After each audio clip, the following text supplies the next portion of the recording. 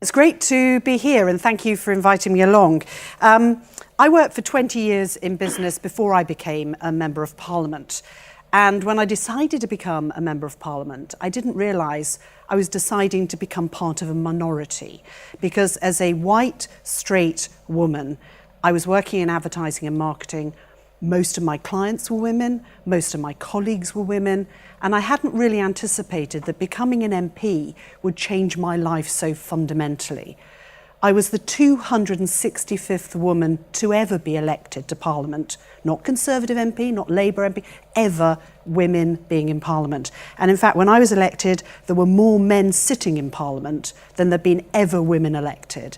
It is astonishing how unrepresentative Parliament is of our country, and one of the reasons why I've become so passionate about equality issues is because of that. And I was also the 38th woman to ever be in the cabinet, again, of any party. And yes, there were more men called David than women in the cabinet when I was a cabinet minister.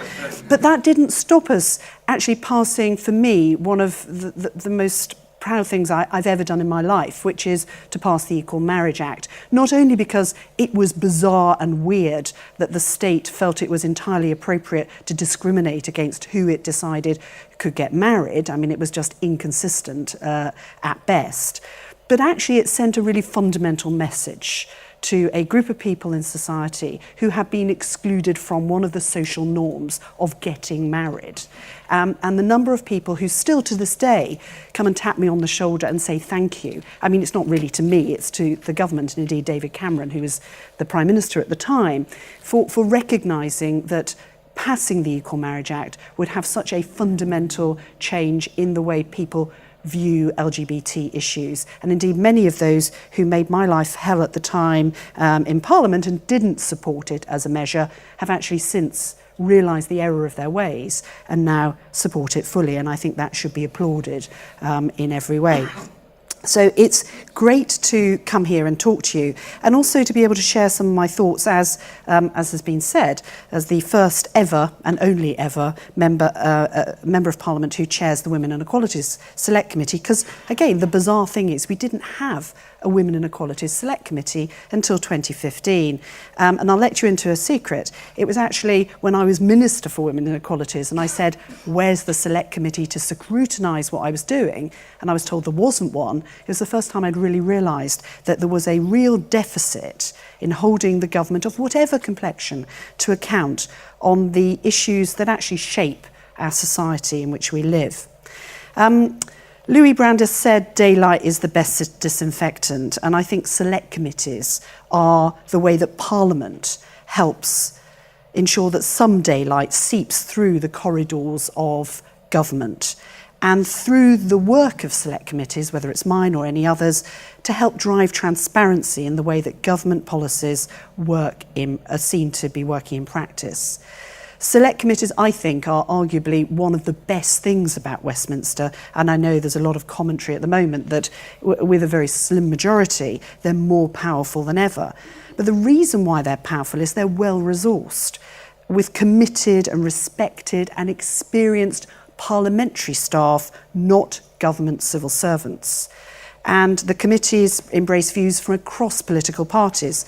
And I find actually that's the best way to get the best results, because it is that most things that we believe in this world that are most important, we have a lot of commonality on, a lot of common views. Jo Cox was absolutely right when she said there is more that unites us than divides us. We base our reports on facts, on evidence-based research gathered from the experts in their fields. And every select committee thrives on the sort of research that's done at universities like this, from NGOs, from independent bodies, from local authorities, from human rights organisations, and even from the government itself. But that research itself relies on the availability of robust data. And if we want to drive change through transparency, through the work of things like select committees, then we need to drive more robust data so that we can make sure that these pressing problems can be properly analysed. When data is reliable and robust, it's much more likely that proper professional research will follow and that action can be taken on that evidence. So it's become increasingly apparent that in so many of the areas that my committee members want to look at, there is a severe data deficit. Now, I really pay tribute to the work of the Equality and Human Rights Commission, but particularly Baroness Honora O'Neill, who did so much to build up an evidence base within that organisation. And one case in point of the crucial work that's done by the EHRC, and actually in this case, in tandem with the then business department on pregnancy and maternity discrimination, which was published in 2015, which showed for the first time in black and white the enormous problem that we've got in this country around maternity discrimination. And it showed that 11% of mothers had been dismissed or made redundant or treated so poorly that they were forced to leave their jobs when they were pregnant or new mums. New data showing the true scale of a problem for the first time, and one of our committee recommendations following that report was that such research should be undertaken on a far more regular basis into the future. So much of the data we need shapes our approaches, so we need that data to be robust, and nowhere more, again, than one of the other issues that my committee has taken a deep interest in, which is the gender pay gap. Mandatory gender pay gap reporting that's been brought in 2015 by this government has been positively received.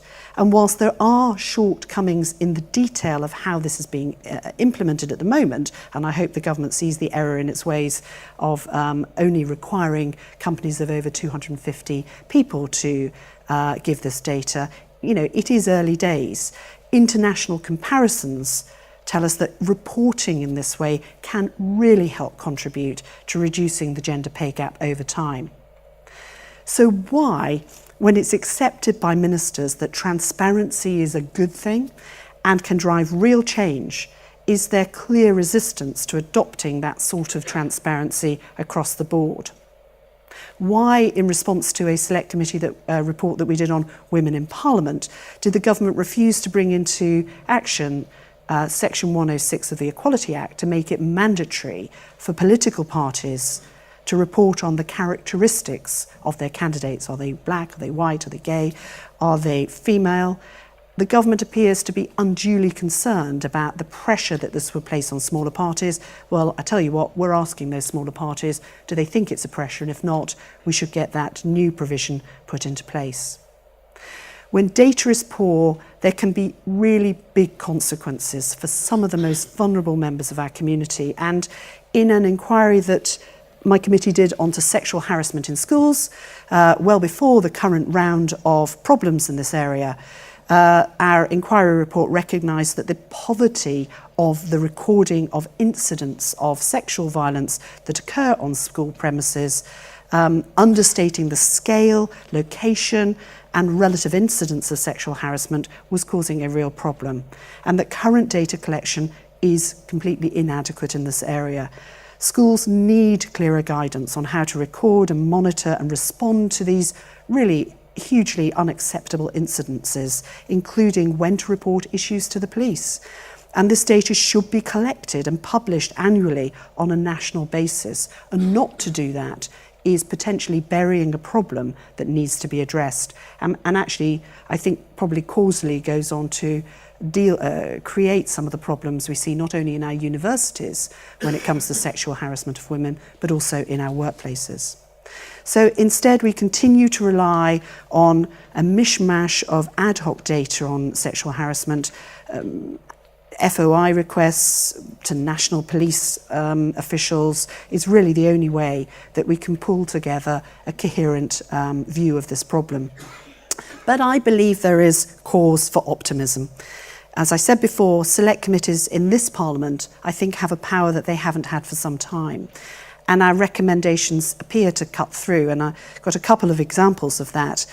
It was as a result of pressure from my committee that we now have mandatory sex and relationship education in our schools for all school-age children, and also a commitment by government to publish ministerial statements of compatibility with the Equality Act for all Brexit legislation between now and the time that we leave. So there is scope for some optimism. And when it comes to data gathering, I think we also have another emerging success story. Just yesterday, the Hamilton-Alexander Review gave evidence to my committee and confirmed that all FTSE 100 firms had submitted gender data for their review, and a very high percentage of FTSE 250 had as well. Perhaps we need a better understanding from the motivation of business as to why they are really becoming very keen to give this voluntary data to the review. And maybe if we understood that better, we could get more data from other sectors too.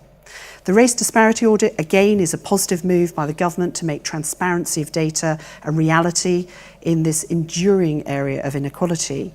The audit was launched by the Prime Minister with the aim of tackling a burning injustice in society, and it's absolutely no surprise that the results show there is still a long way to travel. But now at least we have some of the data coherently presented.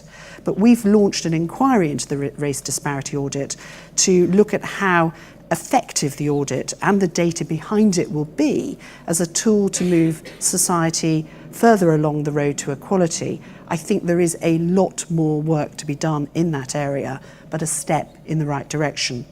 We want to know how the data might be better used to inform public policy and how it might evolve better in the future.